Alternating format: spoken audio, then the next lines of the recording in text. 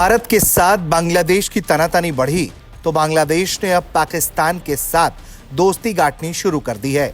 पाकिस्तान के लिए यह किसी लॉटरी से कम नहीं है और यही वजह है कि अब पाकिस्तान अपना सैन्य सहयोग बांग्लादेश के साथ मजबूत करने पर जुट गया है। फरवरी 2025 में कराची पोर्ट पर पाकिस्तानी नौसेना के साथ बांग्लादेश का युद्धाभ्यास अमन 2025 होने वाला है। यह अभ्यास हर 2 साल में आयोजित होता है, लेकिन बांग्लादेश बीते 15 सालों से इससे दूर था। शेख हसीना के शासनकाल में पाकिस्तान के साथ किसी भी सैन्य अभ्यास पर रोक थी, लेकिन अब परिस्थितियां बदली है।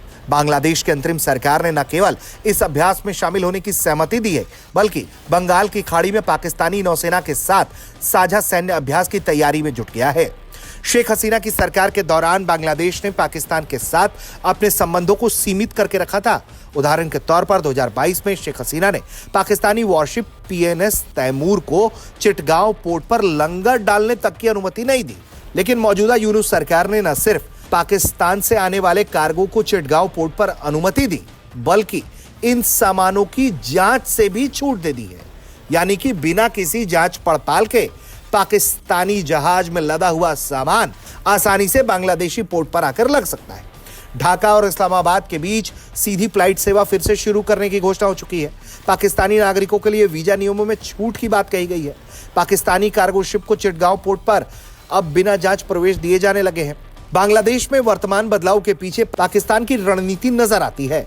रिपोर्ट के मुताबिक शेख हसीना की सरकार को गिराने और अंतरिम सरकार बनाने में पाकिस्तान की खुफिया एजेंसी आईएसआई ने अमेरिका के साथ मिलकर अहम भूमिका निभाई।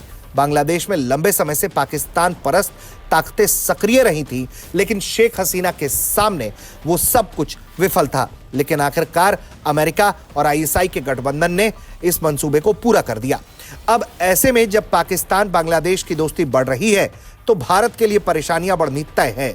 बांग्लादेश में पाकिस्तान की बढ़ती उपस्थिति से सिलीगुड़ी कॉरिडोर, यानी कि जिसे हम चिकन नेक कहते हैं, उस पर खतरा बढ़ रहा है, जो भारत को पूर्वोत्तर राज्यों से जोड़ने वाला एकमात्र मार्ग है।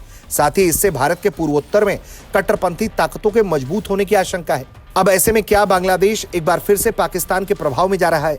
मौजूदा हालात इस सवाल को मजबूती से खड़ा कर रहे हैं।